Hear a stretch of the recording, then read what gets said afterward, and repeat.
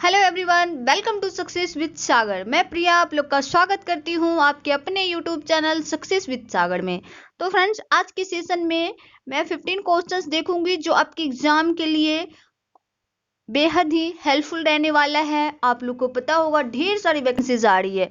केंद्र सरकार का वैकेंसीज का तो कोई गारंटी नहीं है, क्योंकि रेलवे का वैकेंसीज आपने देखा ही 2 साल हो गए हैं, लेकिन उसका एग्जाम लेने तक का नाम नहीं आ रही है। और तो और कोरोना वायरस को लेकर के और वो एग्जाम को पोस्टपोन कर दिया गया है।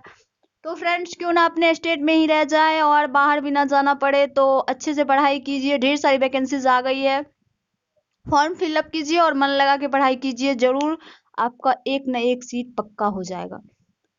तो फ्रेंड्स, देखते हैं सेशन का पहला क्वेश्चन। उससे पहले मैं आप लोगों से कहना चाहूंगी कि अगर चैनल पे नए हैं तो चैनल को सब्सक्राइब कर लीजिए। नोटिफिकेशन पाने के लिए बेल पर क्लिक कर दीजिए। हर एक वीडियो का अपडेट पाने के लिए बेल पर क्लिक करना आप लोग ना भूलें। मॉर्निंग में करंट का वीडियो प्रोवाइड किया जाता है जो सुमित सर लेके आते हैं। 10 क्वेश्चंस अच्छे एक्सप्लेनेशन के साथ और मोस्ट इंपॉर्टेंट क्वेश्चंस। तो फ्रेंड्स, आजकल करंट अफेयर को इग्नोर नहीं किया जा सकता है, क्योंकि आपके एग्जाम में करंट अफेयर का अहम भूमिका रहती है। तो देखते हैं क्वेश्चन सेशन का। क्वेश्चन है, सौर मंडल का सबसे चमकीला ग्रह कौन सा है? अच्छा क्वेश्चन है, इजी है, बट आपके एग्जाम में ऐसे ही क्वेश्चंस आने वाले हैं। और जनरल कंपटीशन टफ हो गया है इस बार तो, और हो गए हैं। दरोगा वाला जो वैकेंसी निकला है इधर 16 तारीख से फॉर्म भरना स्टार्ट होगा, यानी कि आज से।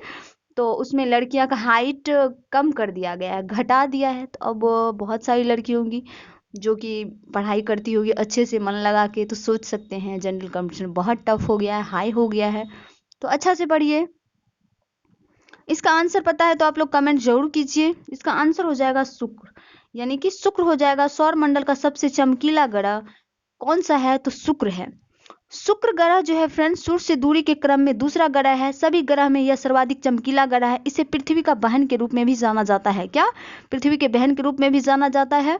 और कार्बन डाइऑक्साइड का वायुमंडल होने के कारण सर्वाधिक तापक्रम भी इसी ग्रह पर पाया जाता है। सूर्य ग्रह को ही मॉर्निंग स्टार, इवनिंग स्टार भी कहा जाता है। तो मैं आशा करती हूँ कि ये क्वेश्चंस क्लियर हो गया होगा, इससे जुड़े फैक्ट भी क्लियर हो गया होगा। तो क्वेश्चंस है। और एक बात आप लोग को याद दिला दूं कि ज़्यादा से ज़्यादा इस वीडियो को शेयर कर दिया कीजिए। क्वेश्चंस में क्या कमी है आप लोग कमेंट जरूर कीजिएगा, और किस टॉपिक पे आपको वीडियो चाहिए, क्वेश्चंस चाहिए, वो भी कमेंट जरूर कीजिएगा। मैं आप लोग का डिमांड पूरा करने के लिए अवेलेबल हूँ। तो क्वेश्चन है, हमारे सौर मंडल में कौन सा ग्रह लगभग पृथ्वी जितना बड़ा है?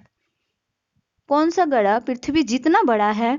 अगर आंसर पता है तो कमेंट जरूर कीजिएगा। 15 क्वेश्चंस में कितने क्वेश्चन सही करते हैं वो भी कमेंट बॉक्स में कमेंट कीजिएगा। तो ये हो जाएंगे शुक्र।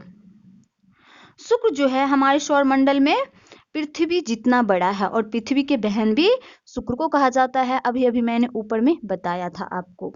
और पृथ्वी का सिस्टर प्लेनेट भी कहा जाता है शुक्र को, तो याद रखना है। बढ़ते हैं नेक्स्ट। प्लूटो को 2006 में निकाल दिया गया था ग्रह की श्रेणी से, तो ये क्षुद्र ग्रह कहा जाता है प्लूटो को। क्वेश्चन है, चांद की तरह पर अस्थाई दिखने वाला ग्रह कौन सा है?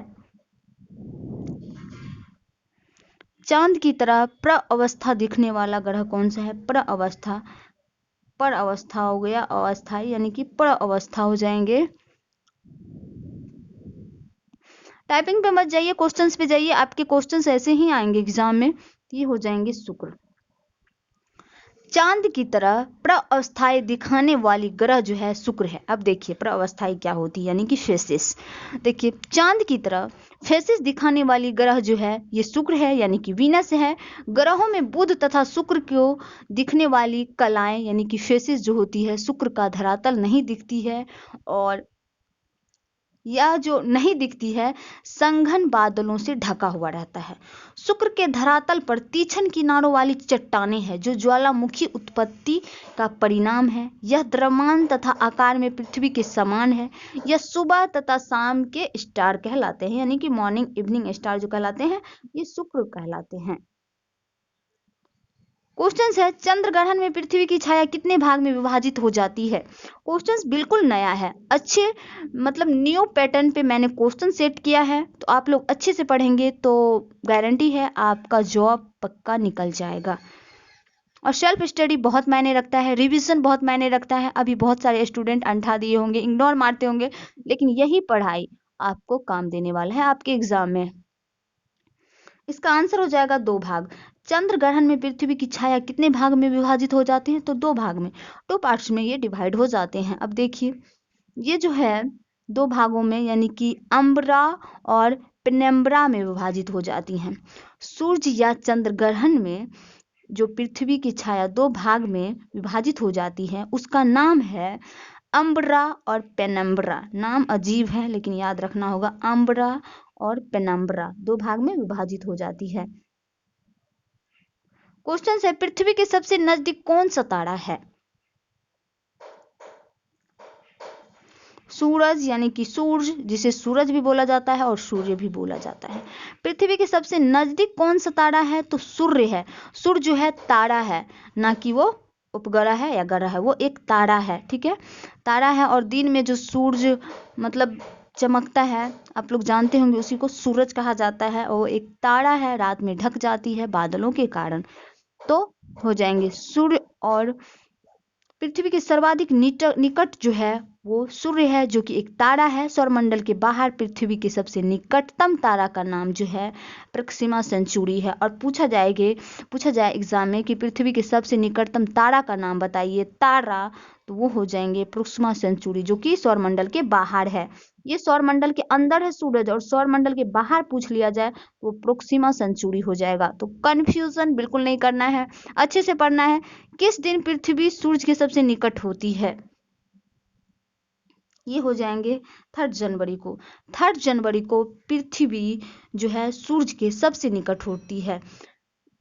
यहाँ देखिए क्वेश्चंस, इस स्थिति को क्या कहते हैं? उपसौर कहते हैं। 3 जनवरी को पृथ्वी जो सूरज के सबसे निकट होती है उसे उपसौर कहते हैं। इसके विपरीत 4 जुलाई को पृथ्वी सूरज से अधिकतम दूरी पर होती है, इस स्थिति को अपसौर कहा जाता है। इस क्वेश्चंस में हमेशा कंफ्यूजन रहता है, 3 जनवरी को उपसौर और 4 जुलाई को अपसौर कहा जाता है। हमेशा एग्जाम में आने वाला क्वेश्चन है। मैं वही क्वेश्चन कराती हूँ जो आपके एग्जाम में बार बार रिपीट होते रहते हैं, और आने वाले एग्जाम में 110% रिपीट होने का चांस है। सूर्य का पृष्ठीय तापमान है कितना है? तो ये 6000 डिग्री सेल्सियस है। सूर्य का पृष्ठीय तापमान है। इससे एक और क्वेश्चंस बनते हैं, वो मैं आगे बताऊंगी। तो सूर्य का पृष्ठीय तापमान कितना है? 6000 डिग्री सेल्सियस है। इसके केंद्र का तापमान अगर पूछा जाए तो 15 मिलियन डिग्री सेंटीग्रेड हो जाएंगे। और सूर्य के धरातल से ऊपर वाले मंडल को 3 भागों में यानी प्रकाश मंडल, वर्णमंडल, कोरोना में विभाजित किया गया है। तो याद रखना है। बढ़ते हैं। कोरोना यानी कि आजकल जो कोरोना चल रहा है उसी के नाम पे निकला है। वो क्रीट जो होता है, क्रीट का दूसरा नाम जो कोरोना है, देखिएगा कोरोना भी उसी तरह का बीमारी है, उसी तरह से दिखता है थोड़ा थोड़ा। क्वेश्चन है सूरज की बाहरी परत को क्या कहते हैं? सूर्य की यानी कि सूर्य और सूरज एक ही हुआ, आप लोग घबराइएगा मत। सूरज की बाहरी परत को क्या कहते हैं? ये किरीट यानी कि कोरोना। किरीट और कोरोना एक ही हुआ, किरीट कोरोना कहते हैं। सूरज की बाहरतम परत को जो कहते हैं किरीट कहते हैं। तो याद रखना है। बढ़ते हैं नेक्स्ट क्वेश्चन है सूर्य की ऊर्जा का स्रोत किस प्रक्रिया से होती है? बहुत अच्छा क्वेश्चन है। ये जो होती है नाभिकीय संलयन के द्वारा सूर्य को ऊर्जा यानी कि प्राप्त होती है। सूर्य की ऊर्जा का स्रोत किस प्रक्रिया से होती है? तो नाभिकीय संलयन से होती है। नाभिकीय संलयन से होती है। ये परमाणु बम जो है नाभिकीय विखंडन से होती है। ये जो है फोटो इलेक्ट्रिक उत्सर्जन यानी कि फोटोसिंथेसिस जो होती है, वो पेड़ पौधे अपना खाना बनाते हैं उसके सपोर्ट लेकर के। क्वेश्चन है पृथ्वी कितनी पुरानी है, इसका निर्धारण किस प्रकार किया जाता है? अच्छा क्वेश्चन है, आंसर पता है तो कमेंट में जरूर दीजिए। और वीडियो कैसा लगता है ना, एक कमेंट एक लाइक जरूर कीजिएगा, क्योंकि देखिए आपका एक लाइक एक कमेंट से मुझे कोई पैसा नहीं अर्न होती है, बस मुझे अच्छा लगता है। और ज़्यादा से ज़्यादा शेयर कर दीजिएगा। पृथ्वी कितनी पुरानी है इसका निर्धारण किस प्रकार किया जाता है? ये जो किया जाता है रेडियोमेट्रिक काल निर्धारण से किया जाता है। रेडियोमेट्रिक काल निर्धारण से पता लगाया जाता है कि पृथ्वी कितनी पुरानी है, इससे निर्धारित किया जाता है। अब देखिए इसके बारे में, रेडियोमेट्रिक काल का निर्धारण एक यानी कि एक तकनीकी है जो क्षय तत्व जैसे चट्टानों में रेडियस समस्थानिक के क्षय होने की दर आधार पर इनका काल निर्धारण करती है। इसका प्रयोग पुरानी चट्टानों, पृथ्वी आदि का निर्धारण करने में ही किया जाता है। तो याद रखना है। देखिए अच्छा क्वेश्चन है, टफ लगेंगे। देखिए मैं आपका टाइम नहीं बर्बाद करना चाहती हूँ, नहीं तो मैं इजी इजी क्वेश्चंस करा देती, मेरा व्यूज भी ज़्यादा जाता, लेकिन नहीं, मैं ऐसा नहीं करूँगी, चाहे मेरा व्यूज 100 क्यों ना आए। तो अब आपका रिस्पॉन्सिबिलिटी बनता है, क्वेश्चन अच्छा है तो ज़्यादा से ज़्यादा वीडियो को शेयर कर दे। क्वेश्चन है, निम्नलिखित में से किसको लाल ग्रह कहा जाता है? ये मंगल को कहा जाता है। आप देखते होंगे मंगल को रेड ड्रेस पहना जाता है, और बृहस्पतिवार को जो पहना जाता है येलो ड्रेस पहना जाता है, और का तो मुझे नहीं पता। देखिए इसके बारे में, सूर्य से दूरी के क्रम में चौथा तथा आकार की दृष्टि से 7वां स्थान मंगल ग्रह का है। इसकी छवि लाल रंग जैसी दिखती है, इसलिए इसे लाल ग्रह कहा जाता है, रेड प्लैनेट कहा जाता है। तो याद रखना है। क्वेश्चन है, मंगल की परिक्रमा कक्षा में जाने वाला प्रथम एशियाई देश का नाम बताइए। आप लोग पक्का इस क्वेश्चन को गलत करके आइएगा, मुझे पता है आप लोग चीन मारिएगा, लेकिन ऐसा कुछ नहीं। ये अपना प्यारा भारत कंट्री, यानी कि कंट्री जो है, अपना देश है भारत। भारत है मंगल की परिक्रमा कक्षा में जाने वाला प्रथम एशियाई देश पूछ रहा है, यानी कि एशिया महादेश में, एशिया कॉन्टिनेंट में अपना लोग रहते हैं, तो देश का नाम बताइए, तो वो भारत हो जाएंगे। तो आप लोग ऐसे क्वेश्चंस को अच्छे से लगाएं, ऐसा नहीं कि सरपट में चीन मार दें। तो याद रखिए। देखिए मंगल की परिक्रमा कक्षा में जाने वाला प्रथम एशियाई देश भारत है, जबकि विश्व का चौथा देश अमेरिका, सोवियत संघ तथा यूरोपीय अंतरिक्ष एजेंसी ने इसरो से पूर्व मंगल ग्रह की कक्षा में जाने में सफलता प्राप्त कर दी, मतलब प्राप्त की थी। तो बढ़ते हैं नेक्स्ट क्वेश्चन पे। क्वेश्चन से, निम्नलिखित में से किसे ब्लू प्लेनेट कहा जाता है? ये जो कहा जाता है बृहस्पति को कहा जाता है। सॉरी फ्रेंड्स, सॉरी, ये पृथ्वी हो जाएंगे।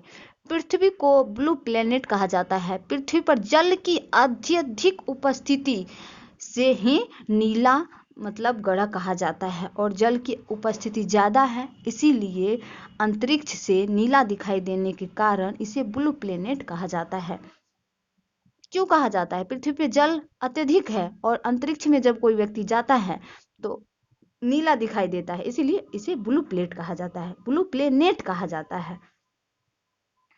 क्वेश्चन है, सूर्य से पृथ्वी तक पहुंचने में प्रकाश को कितना समय लगता है? ये हो जाएंगे 8 मिनट 20 सेकंड। 8 मिनट 20 सेकंड, मैंने 8 घंटे 20 सेकंड जान करके लिया है। आप लोग होश हवास में क्वेश्चन को लगाया कीजिए, नहीं तो आपके 1 नंबर चले जाएंगे, और 1 नंबर आपको बहुत आदमी से पीछे छोड़ सकते हैं, बहुत स्टूडेंट से, आदमी नहीं स्टूडेंट से आपको पीछे छोड़ सकते हैं। देखिए इसके बारे में मैं कुछ बता दूं। सूर्य से पृथ्वी तक पहुंचने में प्रकाश को लगभग 500 सेकंड का समय लगता है, जो 8 मिनट 20 सेकंड के बराबर होता है। तो आपको याद रखना, 5 सेकंड में पूछ लिया जाए तो 500 सेकंड हो जाएगा। आप अच्छे से पढ़ लीजिए, ये ना हो कि मैं सेकंड में पढ़ के ना जाऊँ, अब 8 मिनट 20 सेकंड में पढ़ के चले जाऊँ और वहाँ आ जाए 500 सेकंड, तो 500 सेकंड लगती है, इसीलिए 8 मिनट 20 सेकंड के बराबर है। नेक्स्ट क्वेश्चन है, सेशन का लास्ट क्वेश्चन है, सूरज की रोशनी पृथ्वी तक पहुँचने में लगभग कितना समय लगता है? लगभग पूछा है, यहाँ लगभग दे दिया है, इसीलिए आपको सोच समझ के मानना है। यहाँ हो जाएगा 8 मिनट 16.6 सेकंड। तो आपको इस क्वेश्चंस में, इसलिए मैंने इस दोनों को क्वेश्चंस इन दोनों क्वेश्चंस को एक जगह सेट किया कि आपको आपका माइंड चेक करने के लिए।